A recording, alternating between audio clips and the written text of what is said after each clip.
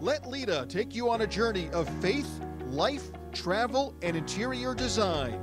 Take your life out of the status quo and into 2020. Status Life with Leta is brought to you by Status Home Design and by the law office of Derek M. Hayes at 404-777-HURT. Hello again, everyone, and welcome to Status Life with Leta on Business RadioX. We are broadcasting live from the Subaru of Gwinnett studio in the Sonesta Gwinnett Place Atlanta Hotel. On every episode of Status Life with Leta, we take you on a journey of faith, life, travel, and interior design. We want to take your life out of the status quo and into 2020. My name is Derek Hayes, and it's my pleasure to introduce the star of the show, Miss Leta Brooks. Good afternoon, Leta. Hello, good afternoon. Great to see you as always. Thank you. Well, before we begin today, a quick reminder that Status Life with Leta is brought to you by Status Home Design, your one-stop shop for all your home and gift needs, and by the law office of Derek M. Hayes. Injured in Georgia? Make the right call to the law office of Derek M. Hayes at 404-777-HURT.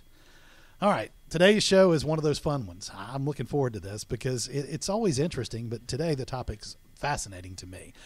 I know you've got a really fantastic show, like I said, but I'm not going to spoil the thunder. I want you to do it. So what's today's show going to cover? Sure. All right. Today we are going to talk about the secrets of style. And I had a few of my girlfriends ask, okay, what's the next show? You know, they hang on this, and I really appreciate their support. And when I told them that, they went, oh my gosh, I can't wait. So I know this is going to be a good one. This is going to be more of a teaching podcast, right? We are a lifestyle podcast overall. So sometimes we're talking about health, fitness, wellness, lots of great special guests. But today I am going to teach about style. Now, let me clarify. There is fashion style and there is home style. Today, I want to cover your home. But it got me thinking, I want to bring on a fashion expert to really discuss fashion style because I love it, right? That'll be so fun. That'll be great. That's not me either. So don't think that I'm going to come in as a fashion expert. You're the host. Yes, exactly. You're here to learn. Right, but you do. You dress phenomenal. I've always said that to you. For a guy, you've got great style. I do love clothes and I love fashion, but that's not where I'm an expert. Where I am an expert is your home. So we will cover clothing, styling in a future episode.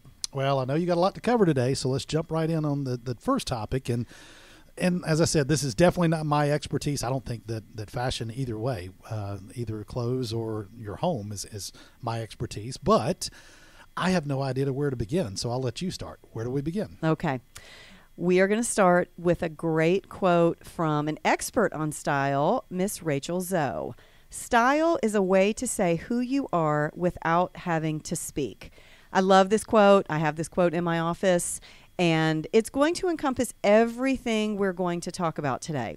The first thing you need to do, we're going to do a little exercise to determine your personal style. I'm going to call out a series of keywords, and you pick 3 that you think are your style. All right? We have to begin to narrow down your style.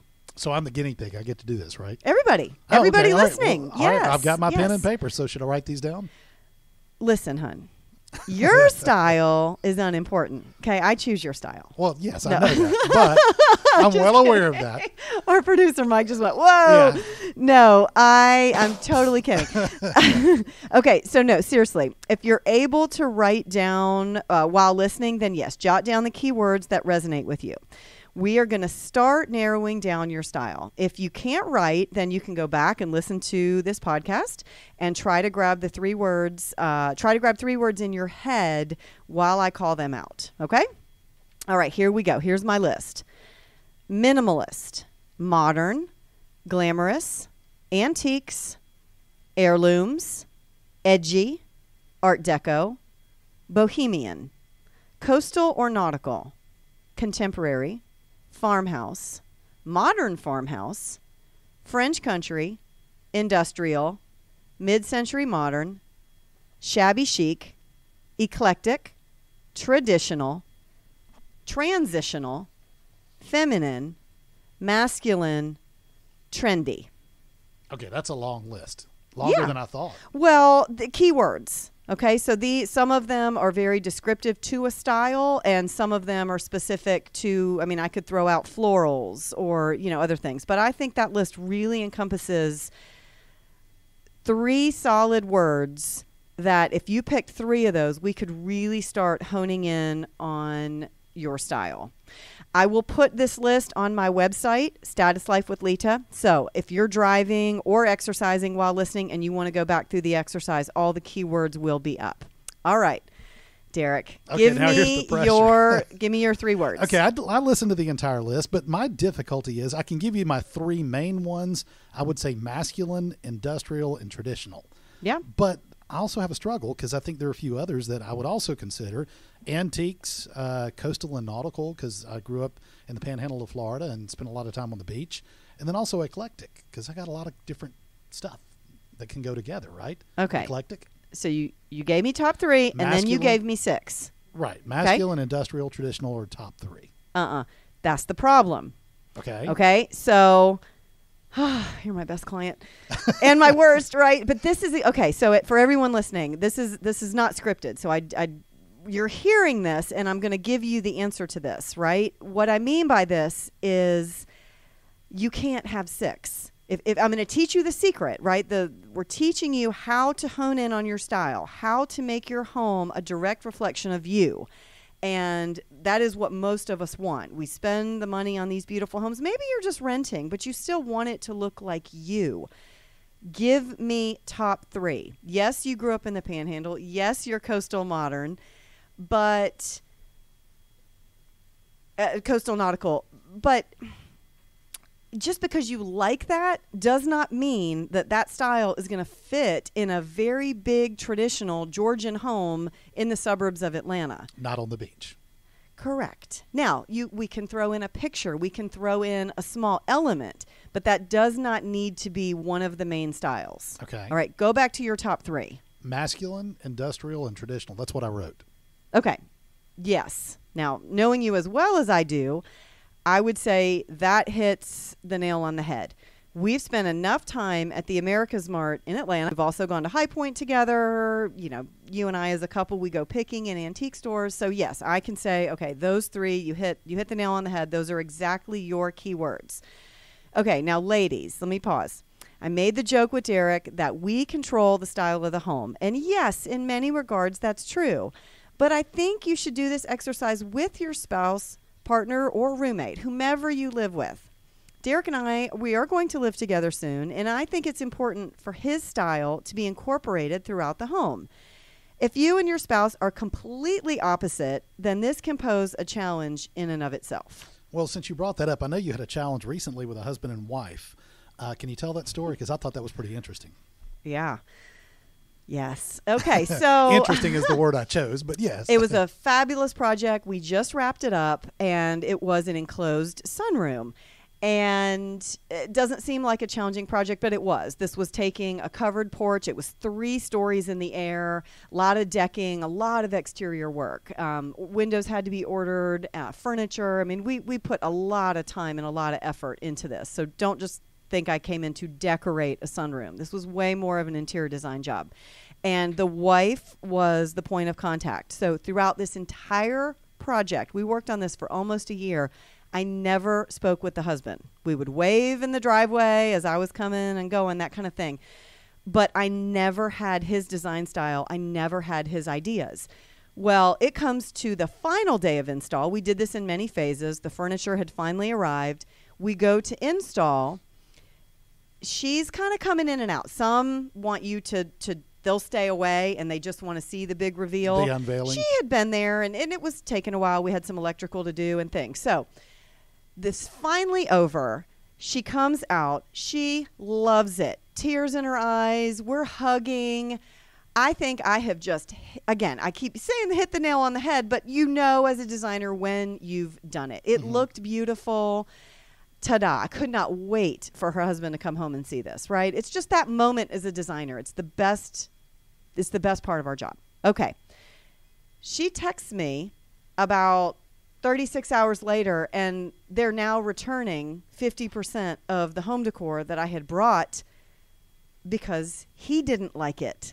I thought we were doing a little more, not rustic, but I thought we were maybe going a little more farmhouse. I had brought more rustic touches in the room, which is back in the way beginning when we were picking things. This is what we had picked. That was not what he wanted. He wanted more clean lines. He wanted more modern. I had brought in a rustic wooden planner, and she sends me back these white, modern, mid-century, completely polar opposite to what I had picked. So not being on the same page with both spouses, there you go, right? You can have one way and you want to decorate and you want to spend your money, and your spouse wants something totally different. And I can see how that would be a dilemma. Yes, it can happen. Yeah, so, he could walk in, as you said, and look at it and I'm not really pleased with this. But for her, it was wonderful. Absolutely perfect. Do the exercise together. Be That on the makes same sense. page, right? Two people are going to live in the home. Now, if your husband gives you free reign, if he's, I don't care, I trust you, make it look beautiful, then go. Then it is your 3 keywords that we begin to build from. But if your husband wants to be a part of it, he enjoys shopping, this is something that you do together, you have to know what his 3 keywords are. Yeah, that makes sense. That makes perfect sense. So I guess you could say the first secret, quote unquote secret, if you look at it that way, is to figure out a specific style and then take into account the style with your partner and then pull all that together. You got it. The styles work. They mesh. You got it. Now, this can be the hardest part. It's why I've had a very lucrative career as an interior designer. Some people can't even get to their 3 keywords. You just gave me 6, and you're looking at me I know, like, that was tough. I have 6 keywords, and how do we incorporate all of them? You have to take top 3. It has to be focused. It has to be intentional, and I'm going to say that a lot. Okay? All right. Let's get specific. So this can seem really daunting. We have our 3 words. Where do you want to start, right? I always say start in the foyer. The foyer is the first impression of a home. It's like looking at someone and a female and whether they have makeup on or not, right? It's going to be the way that you see them.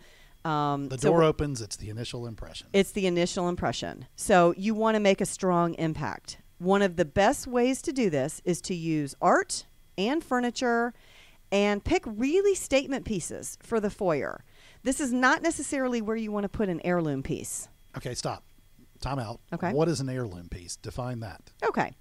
So an heirloom piece is a piece you've collected through the years that was probably an heirloom to you, and you probably don't have the heart to part with it. Okay? Now, there's always exceptions to this rule. I understand that. You may have absolutely exquisite heirlooms, maybe some antiques, maybe some, and that is fine. You make that the focal point. But I'm talking about the pieces, maybe your mother has handed it down. Maybe you picked it up in college, or I don't know. Maybe someone passed away and you had to go through an estate with your siblings, and you have these pieces that you feel very attached to, but you've got to learn how to edit those pieces. You have to look at them and say, okay, did they fit in grandma's home or do they fit in my home? And does it really need to be in the foyer or the main living areas of a home?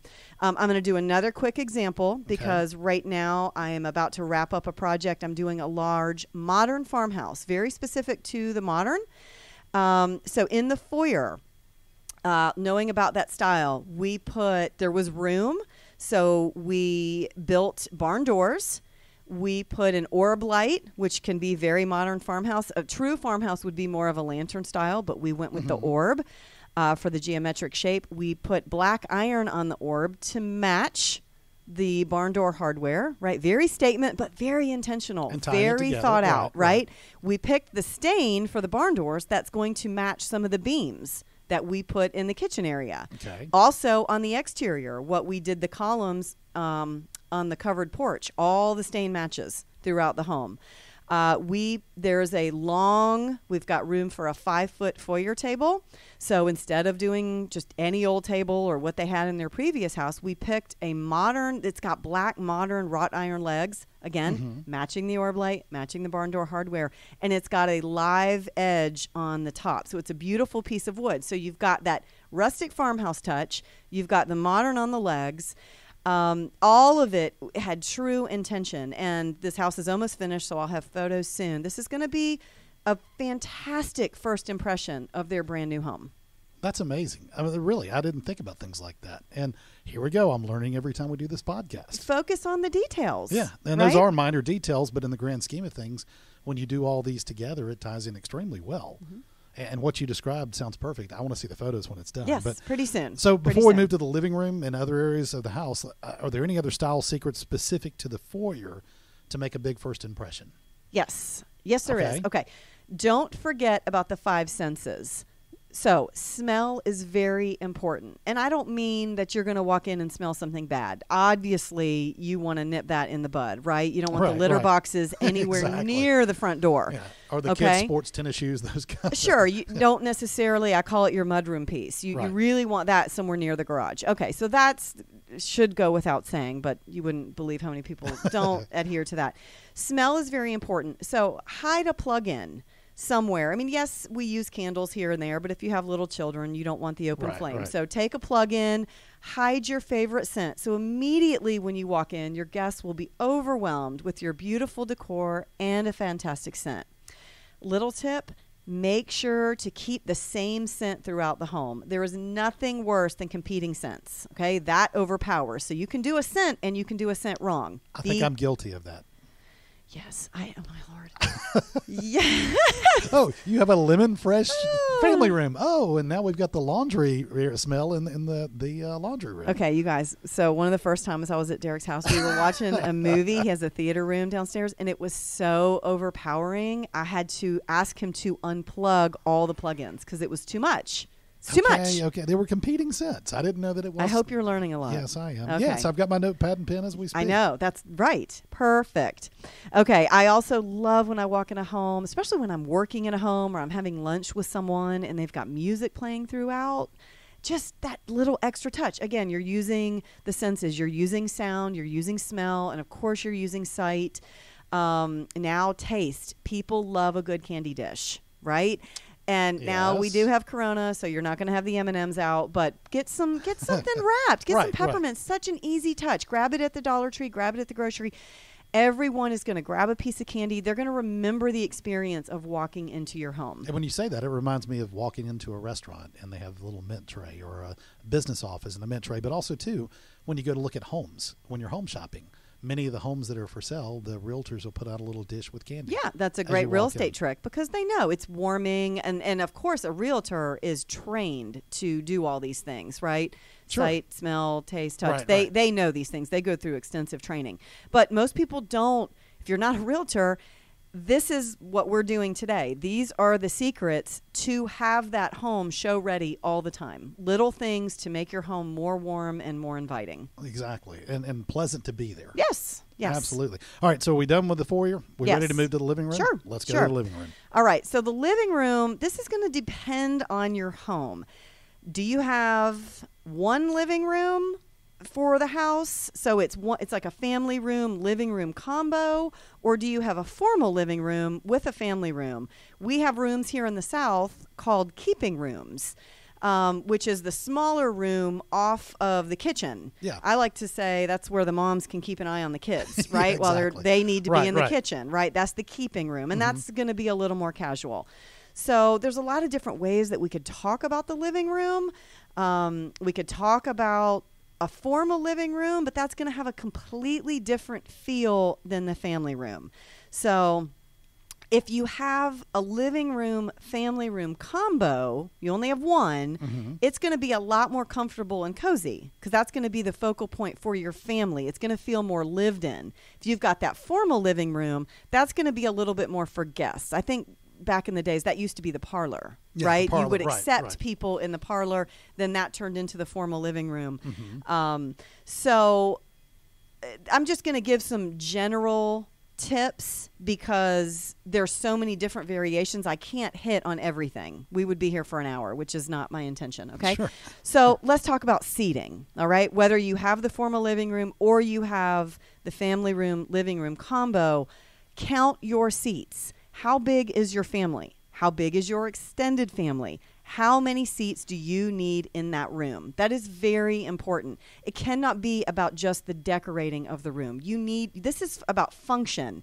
So how many seats do you need to add? Okay, let's say there's 4 people in your family, but you've got 8 people as your extended family, and they live close, so they're always over. So a couch and 2 chairs wouldn't work for that. Wouldn't work. Right. But you might have a bench against the window that whenever everybody shows up, within 2 seconds, that bench can be pulled in. You can have accent chairs. You can have, if you have kids, you can put poofs. These are something right? Those big, they're much prettier than a beanbag chair. You're not going to have beanbag chairs in your formal living room. And if you do, you need to listen to all my podcasts because we have a lot of work to do. Okay. But yeah, we've seen if you've got a fireplace, you put the smaller benches in front of the fireplace. That can all be drawn forward. So these are things that you need to think about. Again, stools, accent chairs, etc. Now, do you have a sectional or do you have a sofa love seat combo? Put a sectional in the basement. Do not put a sectional in the living room. And I'm sorry if you're coming out of college and you have a big section. That's fine. We understand. But I'm talking about how to stage this forever. Okay? So I don't know, what the age is listening. But sectionals, they are not formal. So if you have guests over, they do not want to sit on a sectional. Sectionals make people very uncomfortable. I can see that. Okay? And it's something you don't think about. If you entertain, let's say all your kids are gone and you and your husband love a sectional, but you entertain a lot. People do not want to sit knee to knee. They do not. Right. Because the angle of the sectional. Yes, and the room may work perfect for a sectional. Nope.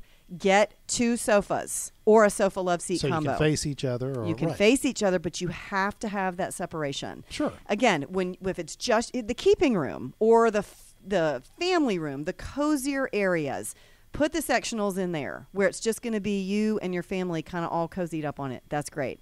If we're talking about a formal living room, I'm sorry. I'm going to try to talk you out of it. Yeah, and that all makes sense. All right, well, what else can we talk about as far as the living room is concerned? Are there any other tips besides the sectional and sofa, that kind of thing? Bookcases. Okay. You're 99% of the time, you're always going to see bookcases in the living room, formal or casual. Yeah, I've got them in mind. Yes, okay. Many times built in, that kind of thing, right? Be careful. You do not want the bookcases overdone. You do not want to just take everything you have and shove it in the bookcase. Even the books. You got to be even careful with your books. You taught me that one. I came in and immediately packed some boxes. Yes, right? I had a lot of stuff on my bookcases. We had to subtract a lot. Yes, we did. And some people do. That's why I want you to watch this with the editing eye. Go back to your keywords, okay? If one of your keywords is minimalist and you've got jam-packed bookcases because you love books like I do, sorry, you may have to get a built-in piece or an armoire somewhere where you can close the doors and keep that. Always decorate in 3s. I've said that many, many times. Yes. So one shelf, let's say it's maybe 2.5, 3 feet wide, you can fit 3 pieces. So that shelf is done. Okay, let's say you have a sculpture, a small plant, and a couple of books kind of shoved in one corner. 1, 2, 3, done. So watch the picture frames. This is huge. We all have families. We all love our families. We all have formal, professional pictures made these days. It's the trendy thing to do. Be careful, okay? You've got to very strategically place your photos or it's going to get overdone, it's going to get cluttered, it's going to get eclectic right away. So you got to be real careful. I have had plenty of clients where I go in, Derek included, and I clean some of their pictures off and I'll say, listen, if you want, these are the frames that can stay. You want to swap out the pictures, you do that after I leave. I don't know if you want a picture of grandma and grandpa or a picture of your kid. That's irrelevant, the content of the picture. I'm worried about the frames, the size, the proportion. And I'm telling you, I'll come back in and they've added them all back up. They just can't stand it. And I'll take them all back down. Yes, I'm guilty of that. I yes. know you but love I'm glad your to family. I'm glad to know that I'm not the only one that does that. No. I just saw some pictures of a client's house that I had done. We're going into phase 3 of her home. She does about a phase a year. And I went, oh, my God, I'm going to have to go back in there and edit and erase. And I love her dearly, and she loves pictures like so many of us do. Right. All right, so let's stay in the living room for a minute. Okay. Most living rooms have fireplaces. So give me some tips or some pointers about a fireplace, for example. It's focal. Focal point of the room is always the fireplace. So use it. Go find some beautiful decor, just like in the foyer. Try to tie all that together. If you've got some other areas that aren't as focal, let's say you've got a console table or maybe a standing bookshelf in the corner. I mean, yes, I'm going to tell you, keep on trend, keep with your keywords, make sure it all is very cohesive, but definitely focus on the fireplace. Okay. The holidays are huge. Oh, yeah. For fireplaces. Yes, okay? absolutely. The mantles in the fall, use your pumpkins, your acorns, your pine cones, all that great stuff. And then Christmas. I mean, I could do a whole show on, I probably will, on holiday decorating. All right. Well, let me ask you another question. This is kind of a personal thing. I have a lot of collections, sports memorabilia, autographed items, helmets, footballs, those kind of things, but also things like they're called bosun heads. They're decorative heads. They were started in 1967. I looked it up. And they made them through 1996, I think it was. Very decorative, ornate sculptures, basically. So what do I do with things like that? Have these been hidden from me? Yes, they have. Now the sports memorabilia has No, it. Lord, no, not sports that. Memorabilia has the heads. I also have some model train things that were my grandfather's. Ooh, I love model trains. Yeah, very collectible items. Okay. But where would those go in a home? Well, it depends on the collection. Of course, we love collections. Everybody's got something, right? There's probably talked to 100 people, 99 of those people collect something. Where do you put your collections? This is definitely something that we deal with in the interior design world. And the answer is it really depends on the collection. I like adding collections to bookcases. Offices are always a perfect spot for a collection. Your first keyword was masculine. And so if there was the house warranted, there was enough room for you to have your own office. Yes. We would make it look fantastic and do a real masculine home office for you. Of course, basements, bars. It really depends on the collection. Mm-hmm. A collection of bosun heads. I would almost get a bookcase or maybe even a glassed-in bookcase. The dust on those things can be sort of irritating. Yes. But I've seen collections of all sorts. I've seen collections that need to go on the wall, whether it's an art collection or where I was just talking about subtracting your photos. What about doing a collage wall or a gallery wall? Mm-hmm. Those need to be done well. Again, could be a whole other topic for another show. But gallery walls that are done well, they can be exquisite. That becomes the focal point of the home. Mm-hmm. And again, all that makes sense. And I know we've done a 3-part style series in the past on prior podcasts. Mm-hmm. I would encourage everyone to go back and listen to those. Yes. And you can learn more about styles specific to some of the things you talked about today and identifying what your specific style may be. So let's all sum all this up, though. But anything else you want to point out on that? No, that was a really good point. I was going to interject and just say you're right about that. So some of these terms, my keywords that I right at the top of the show that we were going through, we did a 3-part series, right? Mm-hmm. So again, go back and really try to learn the characteristics of each style so you know how to do your quiz. And I'll say this, because I was part of those prior podcasts and heard the definition of these terms, that's how I was able to pick the 3 that describe me. Because honestly, I wouldn't have known the definition of some of those things had I not listened to those prior podcasts. Yeah. So it's beneficial. Absolutely. Yes. We are a teaching podcast. I'm here, right? Everybody's going to learn something every time you tune in. One thing just popped in my head that I don't want to jump over because this is really important. Antiques. When you ask me about collections, and I know this because my parents are antique collectors. They have been their entire life, right? They used to own an antique store when I was a child. I collect antiques anywaves. Mm-hmm. I've got the 1920s buffet in my dining room. I've got some fabulous pieces. I've got the bench that the kids eat on. Probably needs to be rehabbed because they're destroying it. Okay. So if you have a collection of antiques, but yet it doesn't really fit in your home, how do we work that in as not a small collection, but a truly a big collection? So this is where it can be a challenge. You may want to reach out for help from a design professional on this. If one of your words was modern and yet you've got, 5 big antique pieces to fit in, yes, I can see why you're scratching your head. You don't want to sell them. They are truly heirloom pieces. We're going to have some work to do. I would say instead of modern, I would really hope that one of your keywords was going to be transitional. A transitional style I can work antiques in much, much better and yet have a little bit of a cleaner line. Transitional is not traditional. Transitional is modern and traditional blended together. So we may have to tweak your styles based on what you are truly stuck with. But that's the collection part. Right. And that's something I know that you're talented enough to take care of very easily. I love it, but that's also the design challenge. Yeah, exactly. So, yeah. All right, so let's kind of sum up today in a kind of big way. Okay. So let's go back to the start of today's show and sum it up for us. I like using the keywords and defining your style. If you really want to make your home a reflection of you, it doesn't have to be the way that you dress. I know plenty of people, they may dress sporty or they may dress trendy, and yet their home is completely different. Your home has a different feel. So don't think about this in the fashion sense, okay? Everything you do is going to stem from those keywords. Take a hard look at the furniture and the decor that you've collected through the years. If you don't love it, bye-bye. It's got to be. It's got to be, all right? You got to edit. You got to have the eye to do this. If you don't, call me. Send me some pictures. Call somebody, right? Call a design professional. They will help you.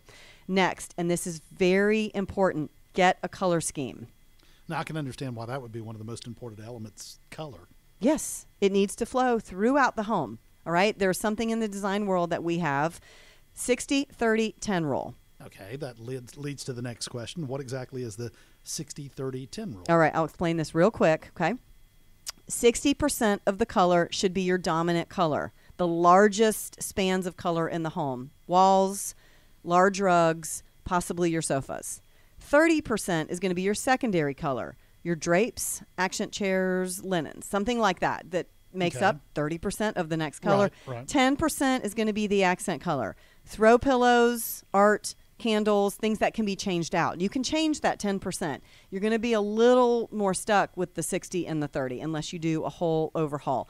What you want the 60-30-10, it gives balance and proportion, and that is what you need. You fine-tune your keywords, you know what your style is going to be, then you set your color scheme. And that all makes perfect sense. Yes. Perfect sense. All right, so what's next? All right, so you've defined your style and you've decided on your colors. Next, you start arranging the furniture and the decor to make it flow and look cohesive. All right, you do not have to buy all new right away, but please buy with intention. Get a folder, get a binder. If you do everything digital, find something on Pinterest, right? Make a little, what do they call it, a board. Yes. Plan where your pieces are going to go and buy when you can. So as long as you have a plan, it's all going to start coming together. Redo some pieces, all right? If you've got some of these heirloom pieces, and that's a huge trend right now. Is redo the same as repurpose? Sure. Yes. Okay. Yes, it is. Same thing. Redo, repurpose. Repurpose gives it another purpose. So it's like gotcha. taking a dresser and turning it into an entertainment center. Sure. But you're going to repaint it. You're going to pull drawers out and make baskets. Yes. So along the same lines, okay? Redoing can just mean repainting, but Gotcha. You get it. All right. Pay attention to the sight lines from room to room. If you're in one room and another room is visible, what do you see? Do you have really tall chairs or something that's blocking the line of sight? That's not cohesive. How does it blend? If it doesn't, you've got to make some changes. And lastly on this, pay attention to the scale. If you're more casual, think about not having everything so matchy-matchy. All right. If you're a little more formal, you're going to want those clean lines. You're probably going to want the tables and the furniture to match. But if you're more casual, maybe you're more traditional, transitional, do something fun, right? You can play with this a little bit. Your room does not need to look like you picked it off a showroom floor. You can take risks. Be careful, though. I say that with a word to the wise. In my opinion, risks should be in the accessories. Watch where you're going to spend money on the high dollar items, the high ticket items. I don't like a big out of nowhere color risk. You can try it, but chances are it's not going to last. If you're a risky person, go. If your style is Art Deco, modern, eclectic, by all means, we're going big and we're going bold. But chances are you're a little more toned down, make everything a little more cohesive. But your style, okay? Your style. It doesn't have to be trendy. It's what you like. That's what's going to show. Think balance, think flow, think cohesive. I say this to you every single time. This is all fantastic advice. I've said that about every podcast, and I can say that about this one for sure. And as always, every time we come here, I learn a lot. Thank you. I love this. I love it's an teaching. education. I It really love is. it. It's just, this is what I'm so passionate about. I love it. Have fun. Decorating and design is not serious. I see hundreds of people each week inside Status, my store, and so many are stressed out trying to buy for their homes. Some of the men are just as stressed out as the women. I helped this poor guy yesterday. I just wanted to give him a hug, but we can't because of Corona. I mean, I get the money part. You don't want to spend the money if it's not going to work. But if you keep reminding yourself of your keywords, maybe write them down, put them in your wallet. Everybody, men and women. And remind yourself of how you want the style of your home to look when you're buying. You'll buy what you like, and that will naturally enhance your home. Again, all makes perfect sense. Every bit of that. And I hate to do it, but we have to wrap up today's show. But I have a feeling there's a lot more on the topic. Yes. A lot more you can talk about, and I'm sure you will talk about moving forward. I mean, we're just getting started. We didn't even touch on kitchens, bedrooms, basement, office, man caves. I'm sorry, what was that last one? Yes. Man caves, where I can take all the stuff that I boxed up from your home and put it somewhere. All right, there's outdoor spaces. Those are really trendy right now. I mean, I could teach for hours, and that's the beauty of this. I get to, right? Yes. Yes. All right. Here's another quote. I want to leave everyone with another quote to ponder. You've got all this information on developing the style of your home. Beauty begins the moment you decide to be yourself. And that is from Coco Chanel, the master of fashion and beauty herself. And I love this because no space is more sacred to us than our homes. The beauty and feel of the home is all you. I don't recommend following trends unless you're a trendsetter, and then do it. Take a hard look at what you love and be yourself. Your home should be a direct reflection of this.